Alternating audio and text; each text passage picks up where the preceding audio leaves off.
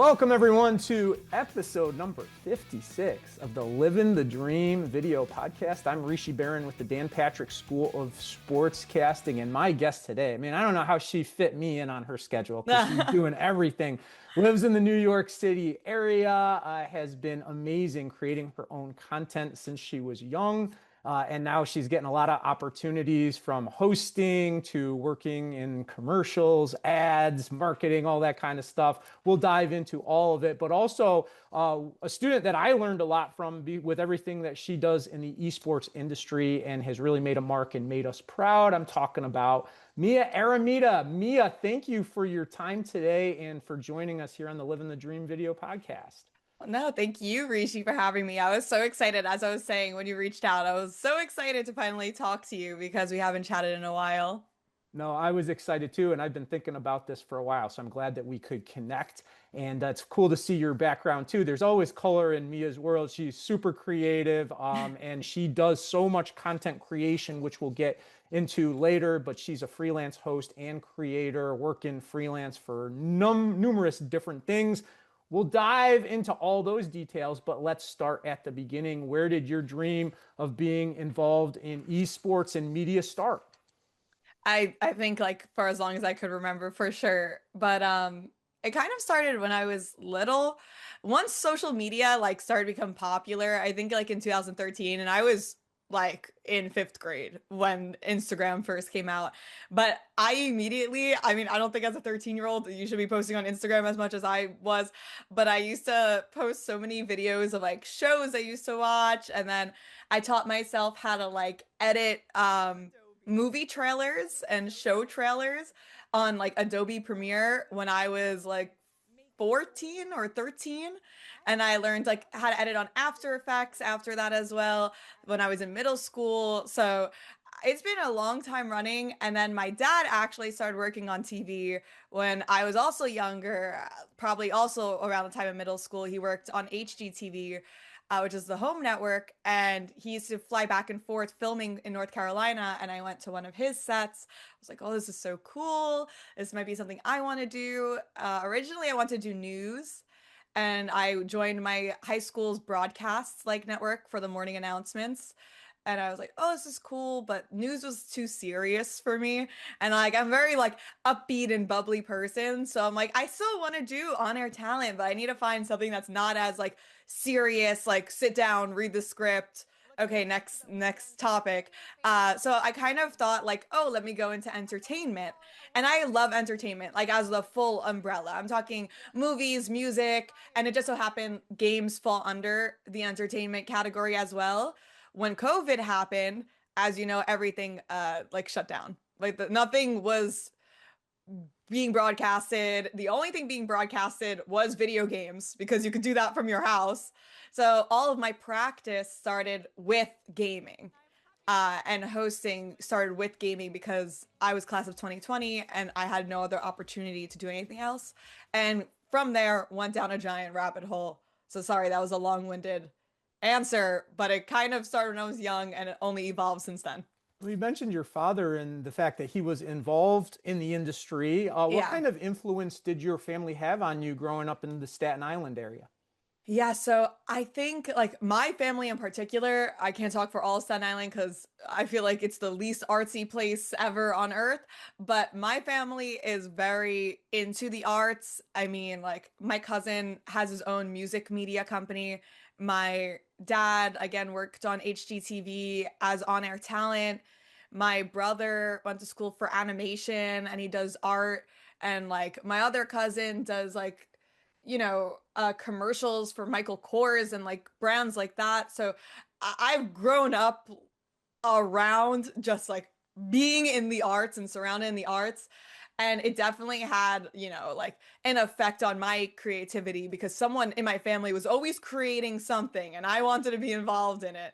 So I kind of took my own little route. No one does gaming in my family yet, so that's that's me. I feel like no one that I've talked to has developed their personal brand as young as you did, because I know you got that nickname Mia Mouse Yes. pretty early on. How did that come about? That's actually a family nickname. Because when I was younger, not anymore. I don't have a squeaky voice, but my voice used to be super high pitched when I was very, very little. And my favorite food was cheese. So my mom was like, "Oh, it's like Minnie Mouse, but it's Mia Mouse." And then actually my first Halloween costume, they dressed me up as Minnie. And it was just like a always an ongoing joke that, oh, I'm Mia Mouse. And as you know, when social media first coming out, like no one actually used their real name. Everyone used like an alias. So it's because always all the time, which I don't know why social media says this, it says put your nickname. It doesn't even say put your name. It's like, what's your nickname? So when I was younger, I was like, oh, my nickname is Mia Mouse. So I never typed my actual name. And now it just stuck. I mean, I love the name Mia Mouse. So I'm happy. I'm happy it started that way. Well, it seems to work on social media for you. At last Yeah. check from me yesterday, hmm 17,800 plus Twitch followers, hmm 111,600 plus followers on TikTok, not to Yeah. mention more than 3,000 on Instagram, X, and YouTube. hmm Uh, that has been fun to see it start from where it did to become what it has. Yeah. But who were your heroes early on that influenced you in all these different arts that you had your eyes on? Yeah, wow. There are so many in so many industries that I could talk about.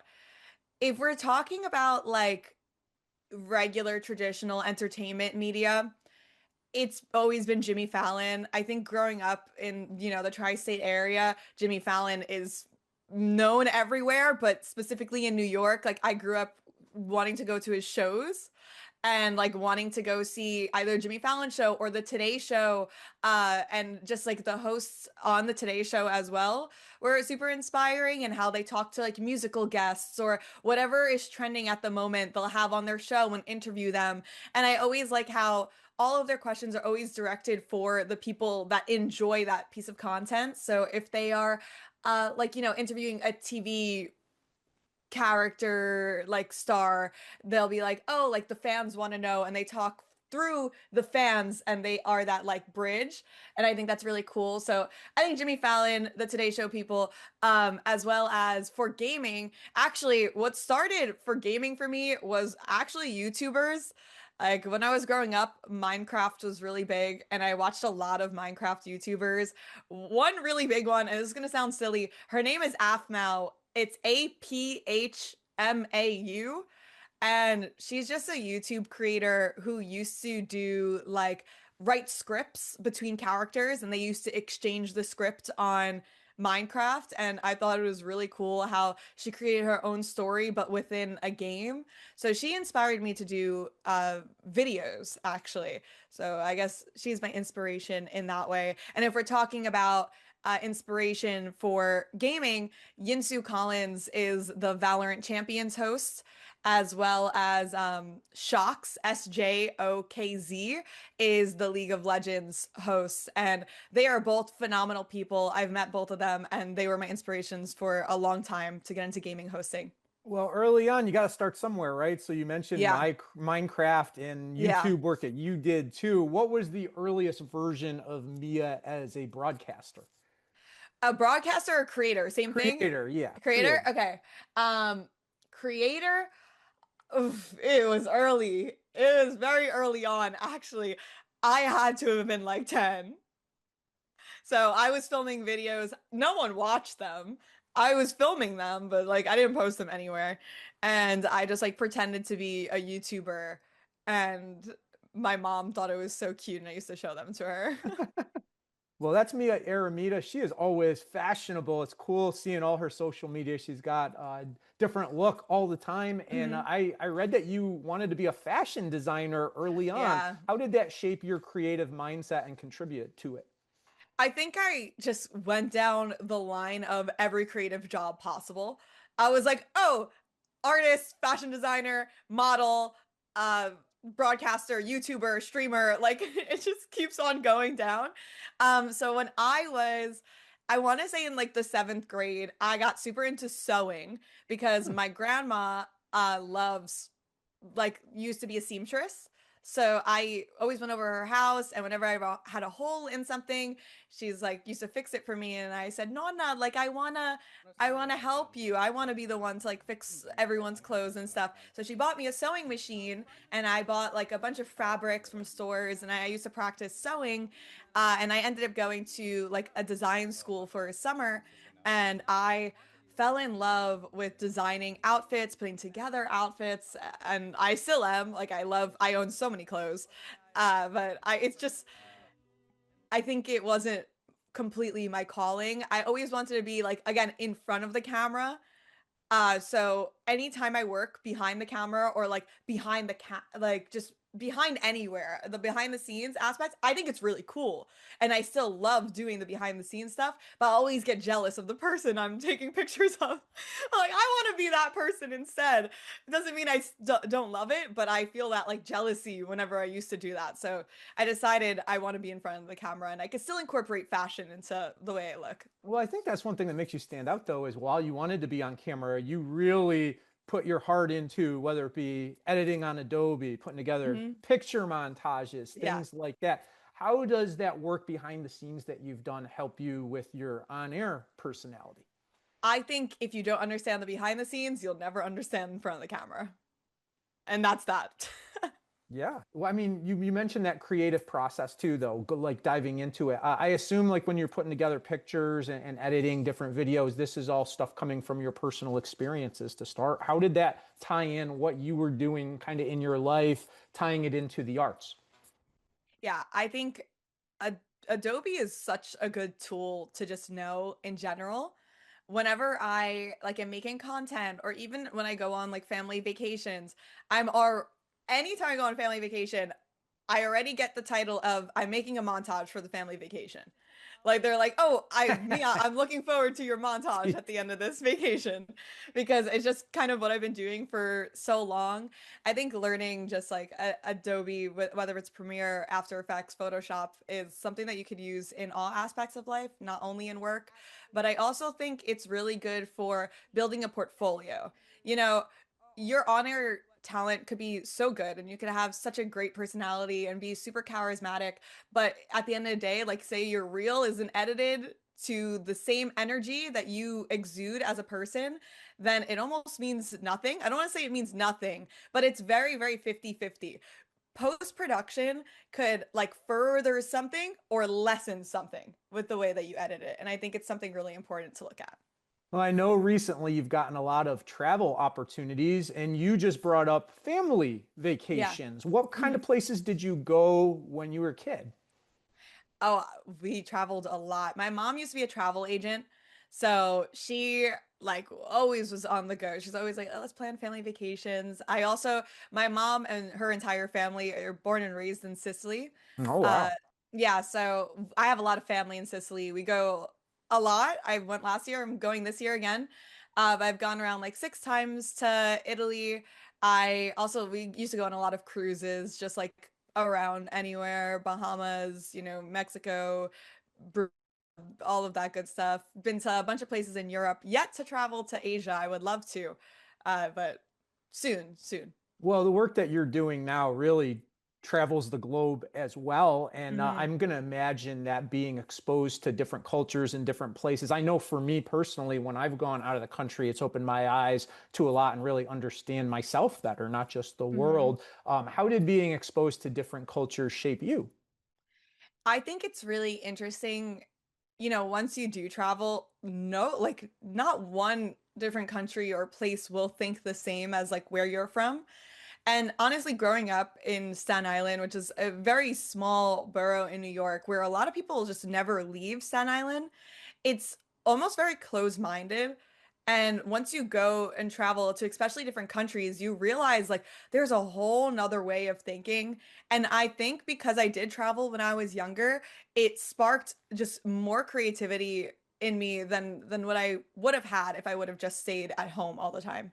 Yeah, I think that's 100% true. And as you said, as technology evolved, as you evolved, as more Yeah. opportunities came up, new things came into your world, and now you are such a presence on social media. I understand that started with a Halloween costume that got some traction. Yes, yeah. So I originally started like being really serious about social media once COVID started. Again, I was so bored, as everyone else was also so bored in COVID. So I said I might as well try to be an influencer like the rest of the world is trying to do right now. So I just started posting like random stuff. It didn't get any views until I had a Halloween costume that I dressed up as one of the characters in the game Valorant that I play. And it just got so many views. It got recognized by like the Valorant official page, the Riot Games official page, the voice actress that voices that specific character, like posted it on her profile. Throughout all the videos, that has to have like over 5 million views. Wow. I gained 10,000 followers in one night. And I was like, oh my gosh, like I didn't even there's a whole nother like type of content out there. It's called cosplaying, Hmm. and people will dress up as different characters, not just during Halloween time, but like just throughout the year. And they'll do like lip syncing audios, or they'll show you how to like turn yourself into that character. It's just like very like makeup artist-y. So everyone thought I was a cosplayer. I was like, oh, this is just my Halloween costume. So people started following me, and they were like, oh, we want more. We want more costumes. And I don't do this. I got all this stuff like from a website. Like a lot of these cosplayers will like sew and make these outfits from like scratch. I was like, that's not me. So I tried reintroducing like a new version of myself, of like what my content is really about. And I that was just only in the beginning, but it was took a little while to gain traction from there. Well, it all kind of connects because you dove Yeah. into streaming and that became a big part of your life. What was your parents' reaction when you shared like, "Oh, this is what I want to Yeah. do"? Yeah. I actually remember the exact day that I told them. And they were laying on the couch and just watching TV. And I went downstairs and I said, I'm really serious about this, by the way. And they said, really? Like, okay, whatever. I was 17 years old at the time. They were like, oh, it's whatever. Like, she's just gonna keep on posting and it's gonna go nowhere, is what I think they thought in their head. They've always believed in me. Like, that's something that they've always have. But me saying, "Oh, I'm gonna post on the internet and do this as my job," they just thought it was silly and something they've never heard of. So they said, "Okay, like you got that. You do that.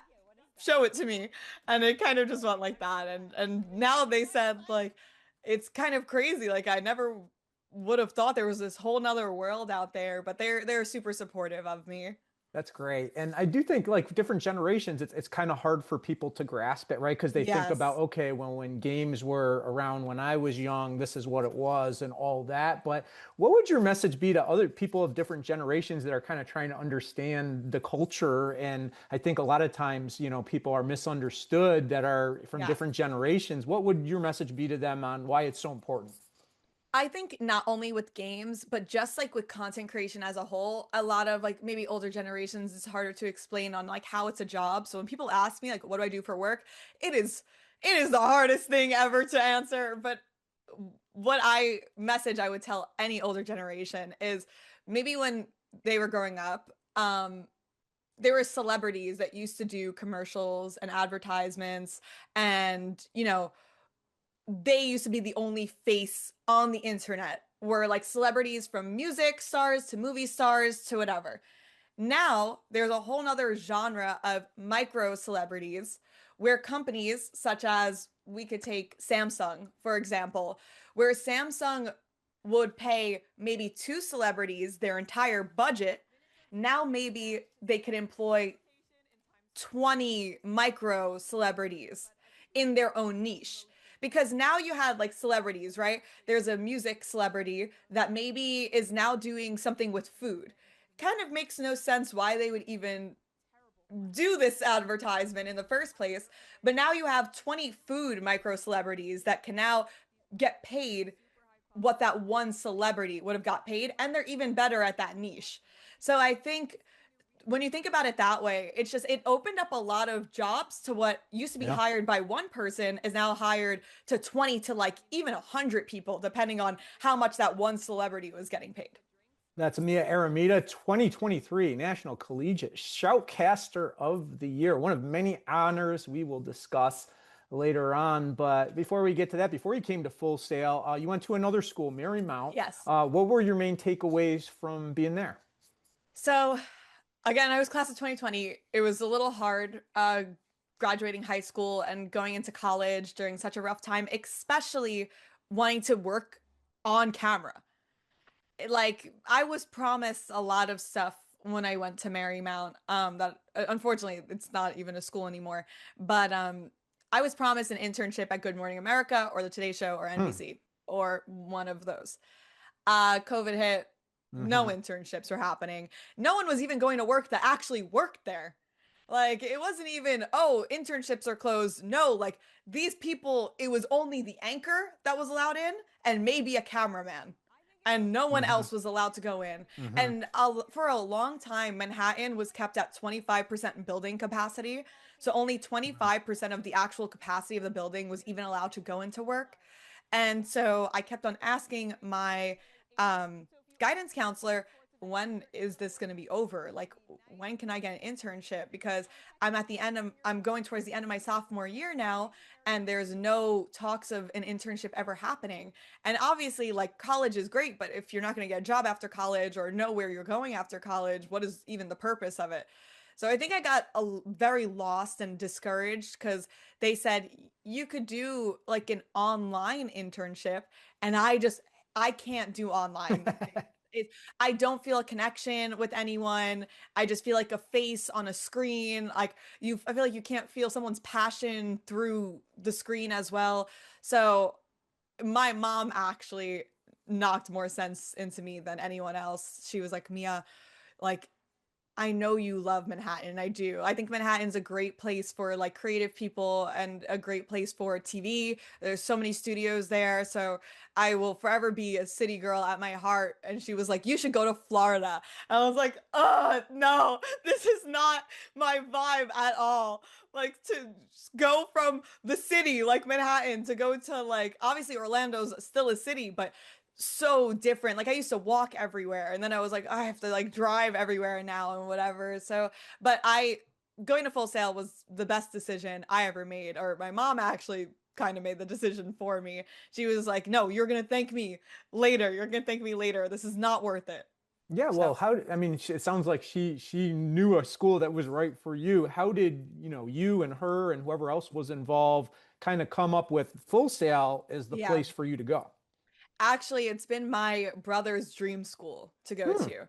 He is younger than me. He's 3 years younger than me. He actually is also a Full Sail graduate now, but he loves animation, and it was a huge like he kept on getting advertisements on his YouTube, and it said like, oh, like come to Full Sail if you want to learn 3D animation. So since he was in like his sophomore year of high school, it's always the place that he's wanted to go. And so my mom knew about it because of him.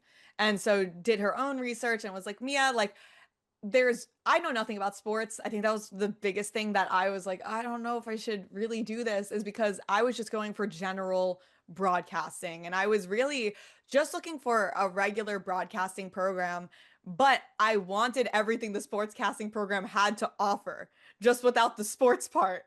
And obviously, like, I learned a lot of sports after being in the sportscasting program, which I did enjoy a lot, learning something I didn't really know a lot about. But the like what you learn in Full Sail is just unlike any other school. Like I want to be hands-on. I hate just watching a lecture and then forgetting about it. Well, some people face a challenge like you did with COVID hitting, and I can't imagine your emotions you're going to school and everything that you thought was going to happen was taken away from you from Yeah. something that, really nobody who was alive during that Yeah. had ever faced before. And you turned your obstacle into an opportunity. But I'm sure it was also daunting, as you said, to be going, oh, I'm going to sportscasting school. You hear that word and it feels very one track. But as we've come to learn here at the school, we've had graduates go in all different directions. So Yes. what would your thoughts be to somebody like you who maybe isn't a sports casting person in Mhm. your own mind, in terms of what the opportunity could be at the school for someone who has other dreams that fit into what you're learning there?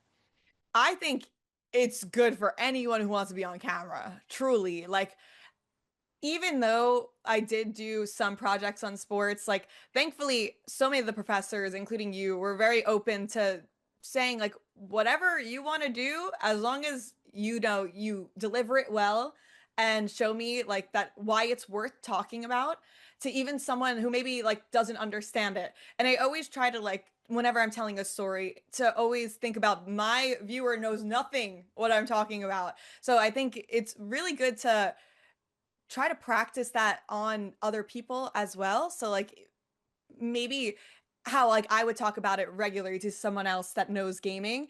It was cool to, you know, go on the other side of things to try to talk about it to someone maybe who doesn't know a lot.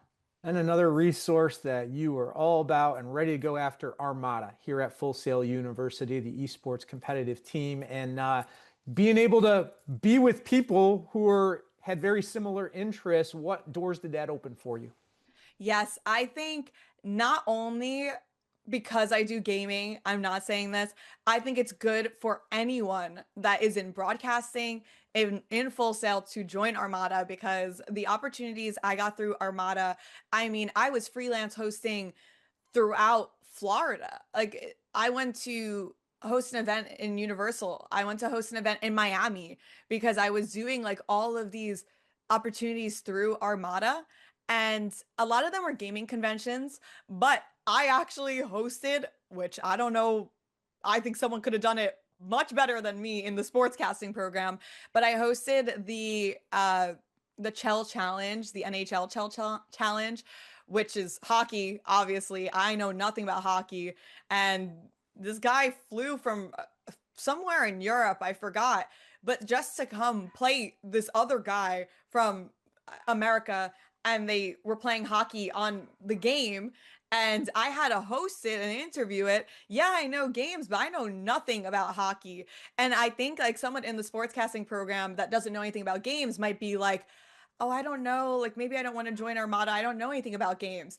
In the same way that when I joined the sportscasting program, I said, I don't know. Like I don't know anything about sports. But it really shows you once you're in it, there are opportunities that open up for you. Like when I was in the sportscasting program, when I found out I could do things on entertainment and gaming, I felt so much more comfortable. Maybe similar to like Armada, someone from the sportscasting program joins, and I don't think like a lot of people realize they do all these sports games. Like there's Yeah. obviously Madden, there's 2K, there's NHL, like there's FIFA, like they do all of these games and they host them on such big scales. And it's such great, like honestly, some of my best work from my reels are events that I did through Armada. That's so awesome. And it sounds like the opportunities were endless there. But what Mhm. was your favorite thing about being in Armada? I think just the people, and I truly in everything that I do, like my favorite part is just interacting with people. Even the sportscasting program, like so many friends, like even the professors, like I feel like I really made a connection with everyone in that program and everyone in Armada as well. I mean, Sari and Bennett and Jacob are like my second family, like away from home. Anytime I get anything like done, I message them in a group chat like, look at what I did. Or like I'll link like a thing and they get so excited. They're like, oh, that's so exciting, Mia. We always knew that you could do it. And so whenever I got like a little stressed or overwhelmed in school, I used to go to them and say like, oh, like this is a lot for me right now. I don't know what to do. And they used to know the words to just chill me down a little bit. Yeah, it's nice to have those mentors in your life. And you just Yeah. mentioned Sari Keitlin was one of them. You did a really cool package on her Hmm. for my class. I know you called her the mom of Armada. Yes. What influence has she had on you? So, as you know, the gaming industry is predominantly male oriented, and Sari is working with all men as well. So, I think I related to her in a way of she's, well, I can't curse. I was gonna say, she's a bad blank. I think I But think we know where you're going with that.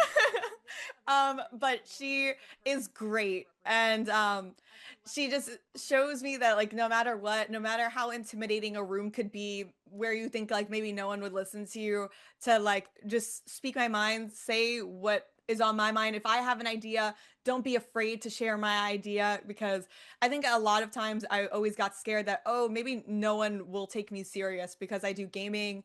And not only because I do gaming, because like sometimes I do get scared. Like when I'm in a room with all men, maybe they will Sure. look at my like idea and like downplay it a little bit, or just think I'm just like this silly girl who plays games. But she always told me, she's like, you can't always think that. Like, yeah, you're silly and fun, but it doesn't mean that you're also not professional. There is always two sides of someone. So she really guided me in that way to just be confident in who I am. And just because, like, on the outside, I may just look fun and silly, but on the inside, I mean business. And there's a good balance between those two. Well, it takes a lot of courage to be yourself and go into being who you are and what you want to do in an environment where, yeah, as you said, not everybody is like you. And Yeah. whether it be going into the sportscasting curriculum or going into an industry that is male dominated, there's a lot I think people can take from you about Mhm. being yourself, being courageous, and just going after it. What advice would you have to other young women who want to be in esports or pursue a career in any male dominated field? Yeah, I would have so much advice. Let me think of just one. Yeah. Um, I think just being confident again in who you are as a person. Like, yeah, there might be 10 people in a room, and maybe five of those people don't want to hear anything that you have to say. But those other five may truly cherish it, and they might also bring it up to these other five people. You never know, like, when someone's gonna agree with you if you don't just say it. And sometimes when I was scared to say like one of my ideas, I said, you know what? Like maybe there is one person sitting here who's thinking the same thing that Yeah. just won't say anything about it. So I will always be that person now to say that, because maybe these other four people sitting next to me also agree with me. They're just not saying it. So I think until you do it or say the thing that you want to say, like you'll never know type of thing.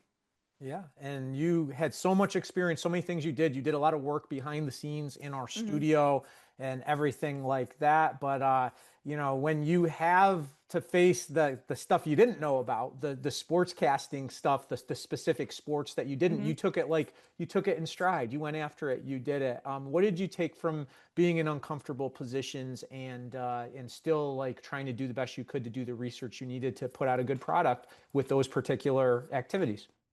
Yes, I think most of them I am proud of my sports work. I think there's been two times that I've tried doing sports, and mainly in play-by-play was really where I struggled, because you truly need to understand what's going on for play-by-play. With written things like VOs or just like segments that we're doing in the studio, it's easier because I could do my research, write a script on it, and deliver it. But play-by-play is very sudden, very quick, and like when I didn't know what I was talking about, it was a little hard. But I look at some of my work that I've done with traditional sports, and I'm actually very proud with a lot of it, especially knowing that I knew nothing what I was talking about. And like my brothers are, specifically my youngest brother is very into like basketball and football, and he'll talk about players, and then I'll be like, oh yeah, blah blah blah, and I'll like talk about it. And he's like, why do you know that?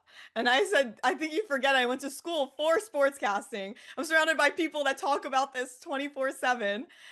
So I really do like the work that I did as a sportscaster, because I also like getting put in uncomfortable situations. Sometimes I do get extremely overwhelmed in these uncomfortable situations, but I think that if you're not getting put out of your comfort zone, that you're never growing.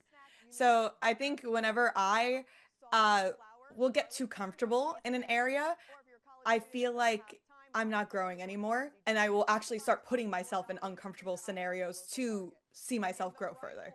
Yeah, once you've felt that and you know what that feeling is, then you're better to react to it the next time it comes your way. And I think you make another good point about, good storytelling is good storytelling. So much like if you took one of the sportscasting students that doesn't know a lot about esports, but you kind of guided them on what's happening, they can find the good story there. Then if you're a Mhm. good storyteller, you're a good storyteller. And I appreciate about you you were clearly super talented when you came to us and throughout our time. But one thing you always did was you always took the feedback everyone gave you and tried to improve upon that. How did that aid your growth?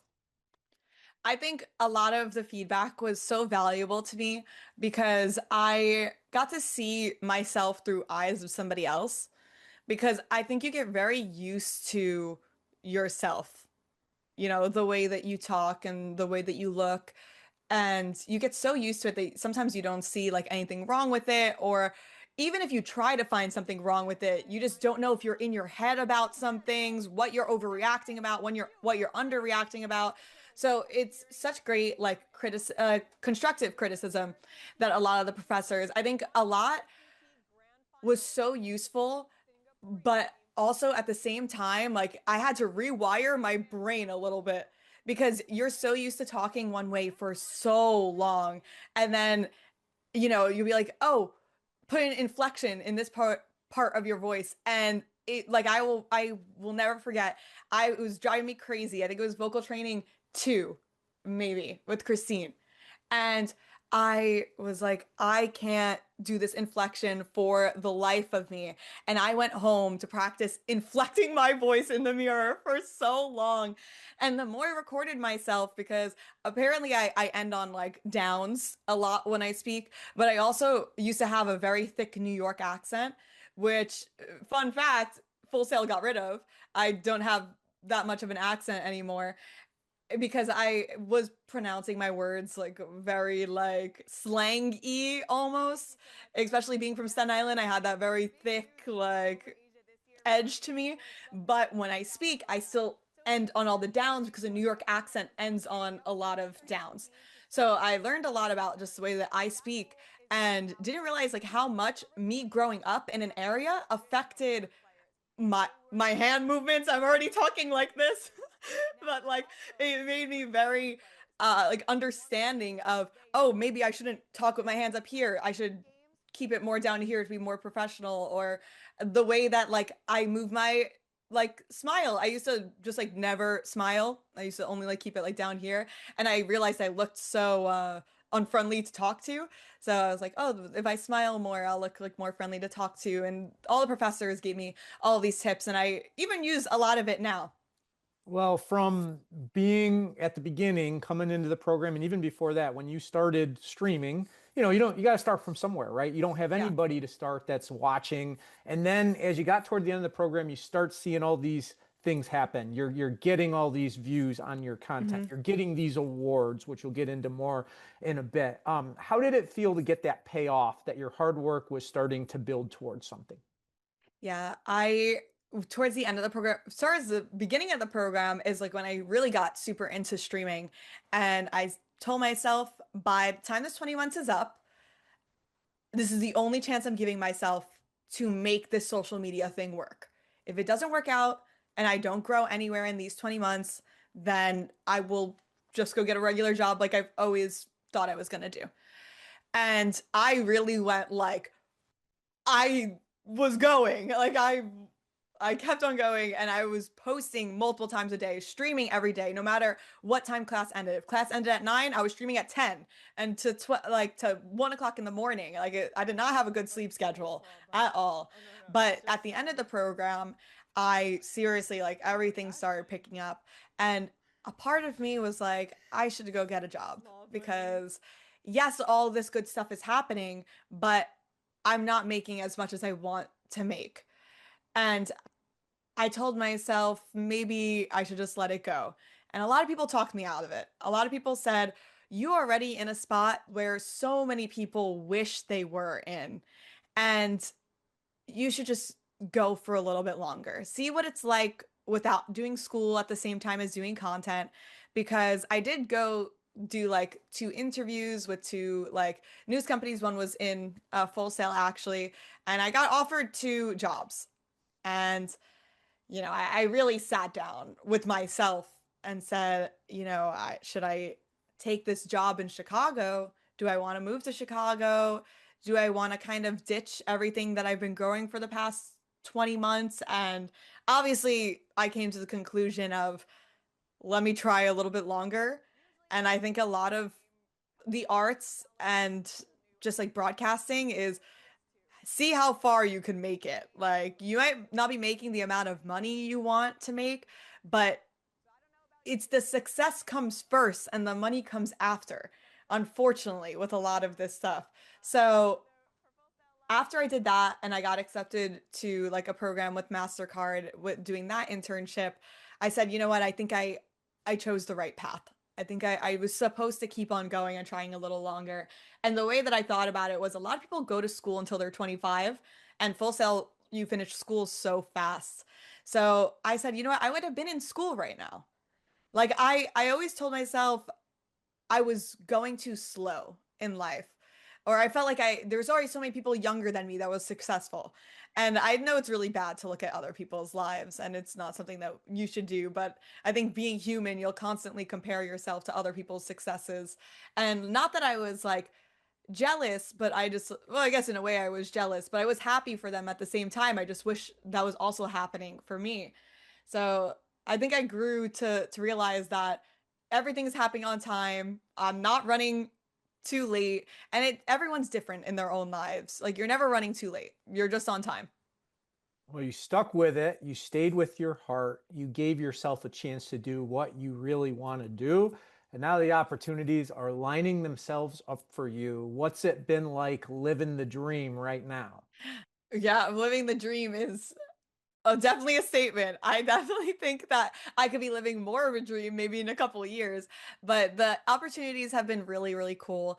I not only do content, but I also do hosting for different companies right now. My most recent one is with Riot Games, but I still do some hosting for Full Sail whenever they need me for events as well. I come fly down and I actually just did a commercial with Full Sail. I don't know if you've seen that, I have not but seen it yet. No. yeah, I will send it to you. But it was really really fun that whole experience. So I do hosting. I did an internship with MasterCard in partner with Riot Games and an esports organization called G2. And I went all over the globe. I went to Vancouver, I went to Paris, I went to Berlin, and obviously did some stuff here in the States as well. But that was a really cool experience. I also work with a lot of companies. Like, can I show? Can I say companies' names and show stuff? Yeah, go Yeah. for it. Yeah. Love it. Okay. So this is like one of the most recent companies I worked with, WD Black. They are very similar to SanDisk. They're like drives and stuff for your computer to store all of your videos or games or whatever you want to store on it. But they'll contact me. I'll write up briefs with them. I'll write scripts with them, and then I'll film content for them, whether if it's for their own side or my own social media. So I do work with a lot of companies. A lot of my day is just answering emails, seeing who I want to work with, see what events I want to host, whether if it's gaming conventions, a regular like convention, not gaming related, or an esports event or a different event from there. I just kind of see what I want to do.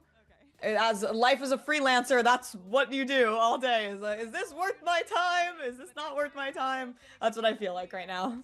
Well, I feel like you undersold this MasterCard Gaming Academy a little bit because Yeah. and I just found this real quick. More than 10,000 people applied for this, okay? Mia was one of 10 people chosen from around the world, one of two Americans. Yeah. Incredible to be chosen out of all that. Why do you think you stood out to them as someone to get this prestigious opportunity? So I applied actually the first year to the MasterCard Gamer Academy, which was my first year out of college. And I said, oh, it's perfect. The application happened in December and I graduated at the end of October. So I said, this lines up perfectly. Like, it's been 2 months since I'm out of college. I'll get this internship. And I actually found out they had a problem opening up my application on the first year. Oh, oh I man. got super discouraged because I didn't know that at first. I thought Oh, I just got like denied, yeah. but I really had like such a good feeling about it. I said, but why? Like you just know when you know something, like you have such a good feeling that you're gonna get something. So I kind of like set the bar too high for myself and got really disappointed in myself. And I told myself, I'll apply one more year and I'll see if I get in, I get in. My application was 20 times worse because I said I'm just going to apply on the last day just because I saw it and why not? Whatever happens, happens. Of course, I get it that time. And as I'm talking to the people, like the higher ups, I said like, "Oh, why didn't you choose me last year? My application was so much better last year. My video was better." They said, "You applied last year?" And they went into the files, realized my application couldn't open. And Oh, obviously, no. with all these applicants, you're not going to go and chase down one person for their video because maybe I submitted it in the wrong like format. Maybe it was like not an MP4, maybe it was like a different, who knows? Like I really just truly don't know. So I think something like that, like such a huge opportunity with this huge company, you apply one time, like don't let that discourage you because you never know. Like maybe on the second or third or fourth time, like you actually will get it. And when people used to tell me that, I said, yeah, yeah, yeah, yeah, yeah, whatever, like whatever. But it's true. Well, you got to do all that travel you mentioned a minute ago, and I Mhm. think what was it, Berlin, where you met, League of Legends team, Yes. the video Mhm. editors, the CEO of G2 Esports. Yeah. How much of a networking opportunity was that for you to make good connections beyond what you already had in the industry? So it was really cool because we got to talk about three branches in this program. One was professional gaming. The second one was the organization and business side, and the third semester is what they were calling it was the broadcast and media side. So that was my specialty. But there was two people from or three people from each of these categories that were accepted. So yeah, we were with people throughout the world. There was like two from Brazil, um, one from, oh my God, I'm forgetting where everyone was from, but like two from Europe, two from Asia, two from like both all the continents. I think is like where their head was at with a lot of things. Did they get anybody from Antarctica? No Antarctica, actually. Maybe a polar bear in the next one. We'll see. But it was really cool meeting them and to see how like esports works in different countries too. I thought that was really cool.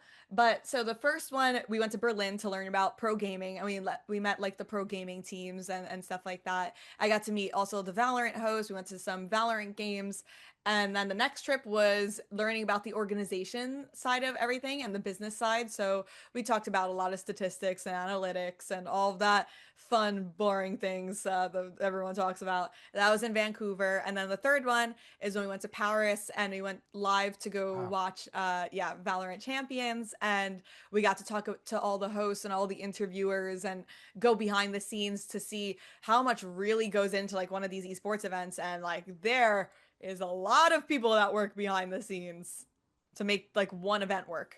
Yeah, and you've gotten to dip, your pen into all these different ink jars and learn it all. Mhm. But as you said at the beginning, what you really want to do is host and be on the air. What do you try to bring to the table every time you're working one of these freelance hosting gigs? So I also always look at um, broadcasting and hosting as a viewer first. Because if the viewer isn't going to enjoy what I'm saying, then what's the point of me even saying it in the first place? I always try to look at what is trending in anywhere in the world right now, whether if it's a viral meme that what everyone knows. And maybe it doesn't have to just be related to gaming, but maybe there's a food that everyone's trying. Let's just like take Dubai chocolate as an Mm-hmm. example. Dubai chocolate went so viral. Everyone knows Yeah, Dubai chocolate. yeah. So I'll always try throwing stuff that everyone knows about, whether they're a gaming viewer or not, into what I'm saying because people when they join a broadcast, they're just expecting to hear about gaming the entire time. I like being a wild card with a lot of stuff like this and try throwing in things that maybe you weren't expecting us to talk about. Because not only do I think it perks people's ears up, they're like, oh, wait, they're not talking about video games. They're talking about something else right now. It's kind of like when you're watching like play by play, maybe at a baseball game. And a lot of it sounds like womp, womp, womp, womp, womp, womp, womp, womp, womp for a lot of the time, which is the same thing for play by play and like gaming because you're watching the game and like you're like paying to attention. It's kind of just like background noise that you hear until you hear like, oh, did you see that thing that happened to like whatever, whatever, whatever. And once they start talking about something that's not what you're used to talking about is when everyone actually listens. So I always try seeing what can I do differently that no one else does that will make them listen to me instead of all these other people. So I try to always listen, what would I find interesting when I'm watching something and I put it into what I do.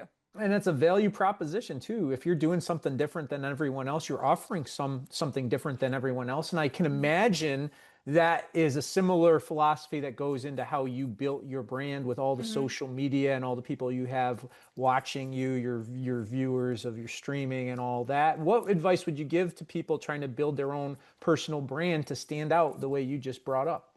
I think a lot of people, when they first start out, um, for content creation, streaming, hosting, anything on camera, immediately what they do is look on YouTube, tips on doing blah, blah, blah, or examples or people that you could watch that you could take inspiration from. I do think it's important to take inspiration from people, but I think a lot of people will take that inspiration and try becoming that person. And that is something that is so unforgiving in social media now because no one wants to watch a carbon copy of someone else. The whole point of social media is they want to see someone that they've never seen before. So when I'm making a video, I will always watch it and say, what makes this different than the other 500 videos that are like the same thing? Say it's oh, get ready with me for my day. And I'm just making a video about me putting on my makeup.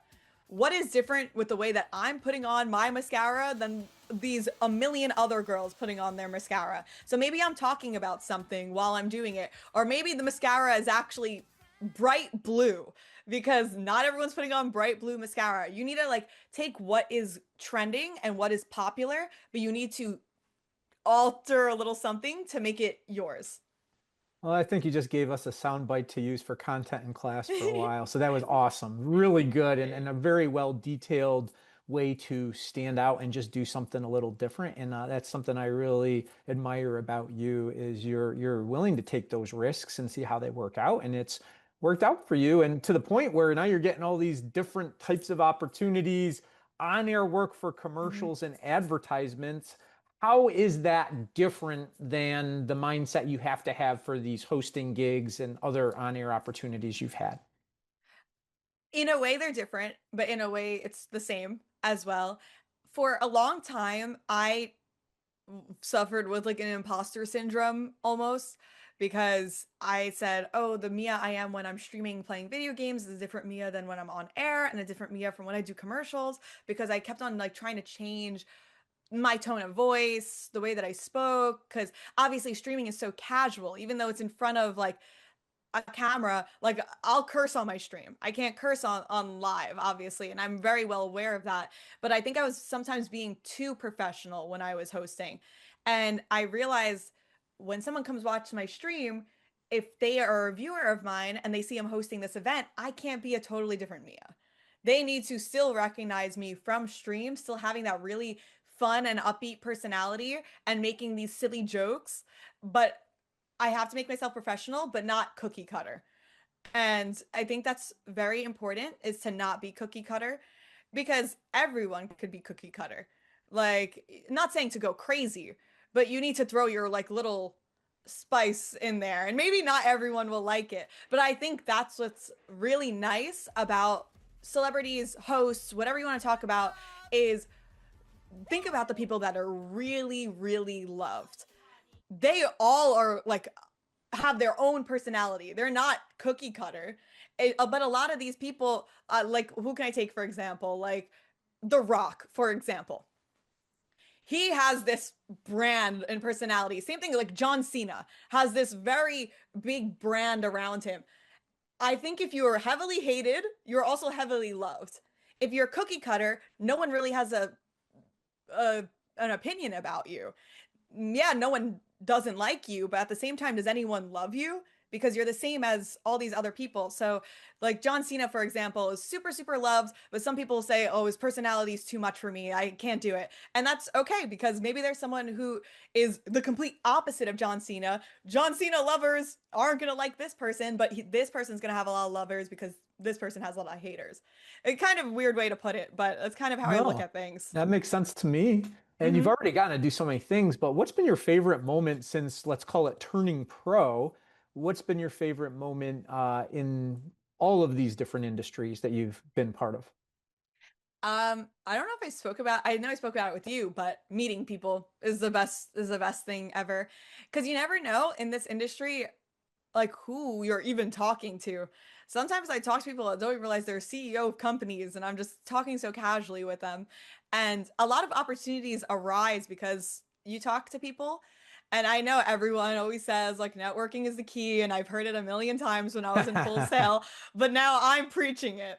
I'm preaching network is the key. But anytime someone used to tell me that in Full Sail, I wanted to be like, okay, I've heard this a million times already. Get me out. I don't want to hear it anymore. But it's what got me as far as I have gotten is because of networking. And they're like, oh, you know, Mia, she actually does A, B, and C. I also think pitching yourself is really important. I used to look at it as bragging, and I used to not like doing it that much because I felt like, oh, this person's gonna think I'm full of myself Hmm. or whatever. I think there's a good sweet spot of, you know, not bragging and selling yourself. Talking about yourself is really important in such a competitive industry. Like, there is going to be someone that doesn't care and chew someone's ear off about them for, you know, 2 hours about everything that they did.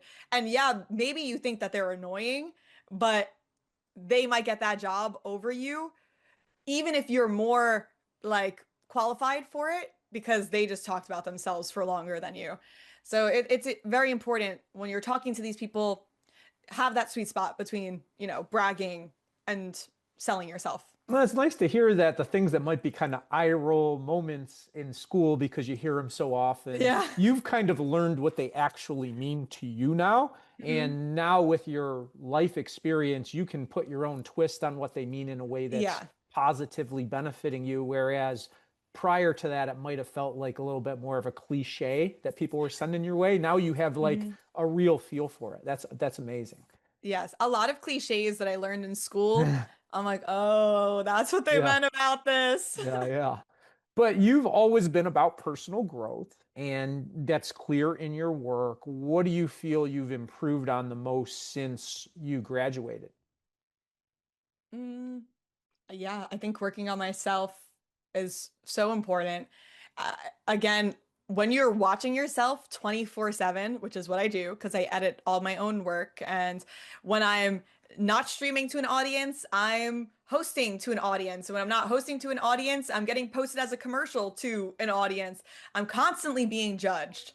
Constantly getting comments about me, positive and negative, but you know, one negative comment will stick with me longer than 100 positive ones. But I've learned to not let it affect me. I know my personality is not for everyone. Like I said, like some people it really just pisses them off to see someone happy. I don't know why.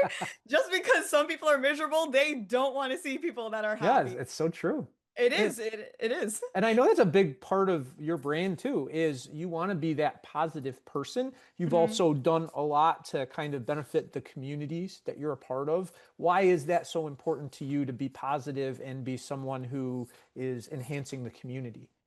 Growing up, I always felt like I never had anyone to talk to, or like, and obviously I have my parents, but when you're growing up, you don't feel like your parents understand everything about like Hmm. newer things going on or jokes or whatever. But when I was younger, I got like bullied in middle school, and I never had someone to like talk to about it. So growing up, I wanted to be that outlet for people. I also just know if I'm happy, maybe if someone's having a bad day, it can make their day a little bit better. And sometimes, like, I need that. I have people I go to and I watch, like, whenever maybe it's a show or maybe it's a YouTuber that I watch that I like, when I'm having a bad day, I go to you.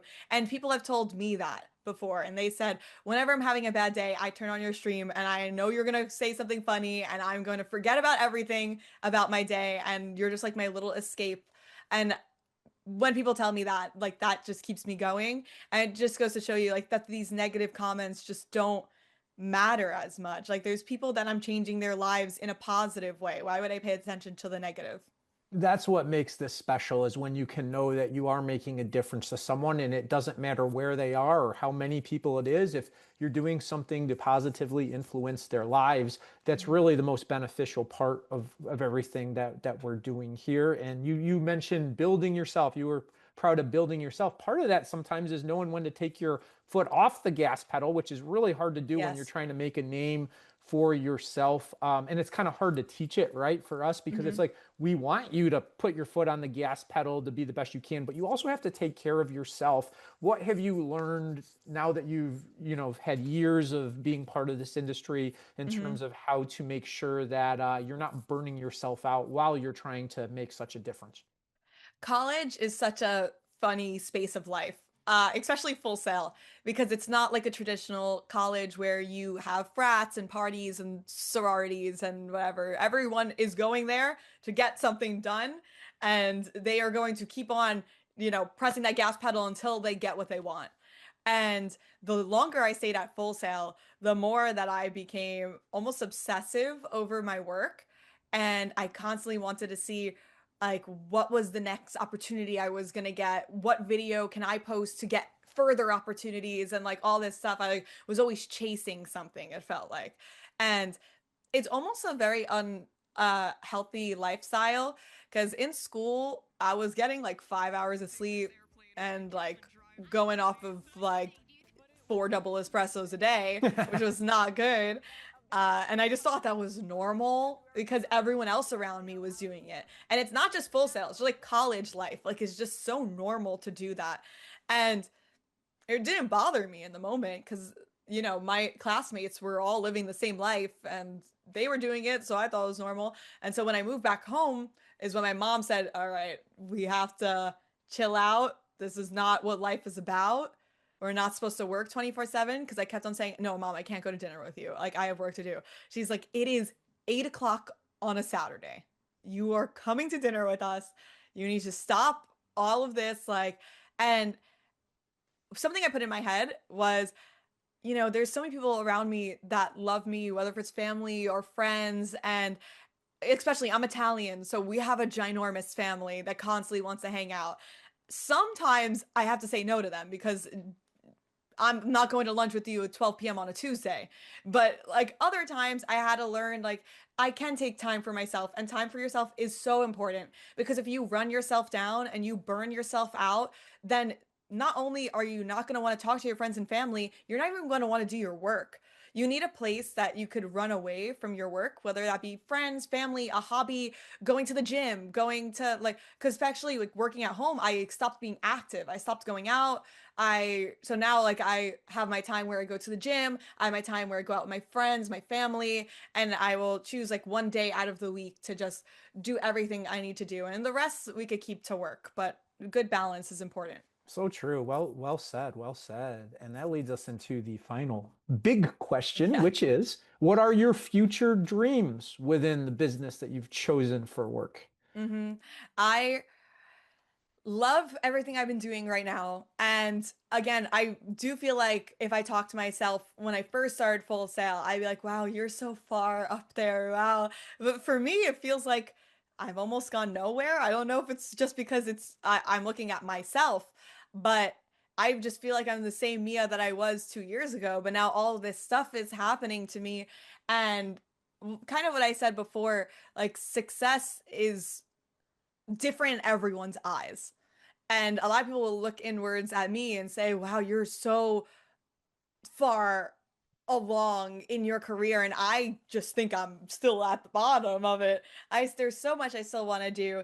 I think now starting to work with Riot is kind of where I want to be right now. I'm working tier two for Riot Games. I would love to work tier one and pro play. I think would be really cool. I would also love to go into regular entertainment. I think it's really cool, like what BuzzFeed does and Variety and People magazine. They'll interview all of these celebrities and do mini games with them, whether on their YouTube or just like on like regular talk shows, something like that. I think down the line I want to do, but right now my 1 year plan is to just chill out a little bit. Take everything will come to me as it's supposed to, because I can't control when things come to me. And that's another thing I had to teach myself was no matter how far I chase it, if it's not my time, it's not my time. So sometimes when I actually sit back and relax is when everything comes to me. When I'm chasing for it is when I feel like nothing is happening. So I'm going to sit down, relax, keep on hosting for Riot since I only got hired 2 months ago. Keep on improving myself there, working with some big companies and doing more commercials with big brands. Maybe I would love to do like TV commercials as well. Right now, they're only for like YouTube and Instagram. So keep on doing that, work in the entertainment industry, see how far I could go with it, and whatever opportunity that I'm not thinking of right now that maybe the universe has in store for me in the future. Sounds like a great plan. And 23 years old, who knows where you can Hmm. go, right? Retirement in another 40 years or so, Yeah. 50 years. You got your whole world ahead of you, and we're so excited for you. And that's just amazing to hear all your plans. You've got a really good organization to your thoughts also. And we like to end these sessions with what I call the dream sequence. Okay. 3 quick answer questions. You Okay. ready for it? Yes, let's do All it. right, you brought up a number of different possibilities in terms of where your career could go, but what would be your dream event to host? The Grammys. That would be wonderful. Oh, and you know what? With what you're doing, I wouldn't count it out. You never know. Yeah. Keep pushing Hmm. for it. All right, let's forget about work for a minute. You've done a lot of traveling, both through what you do now and as a kid with your family, but dream trip to take just for fun.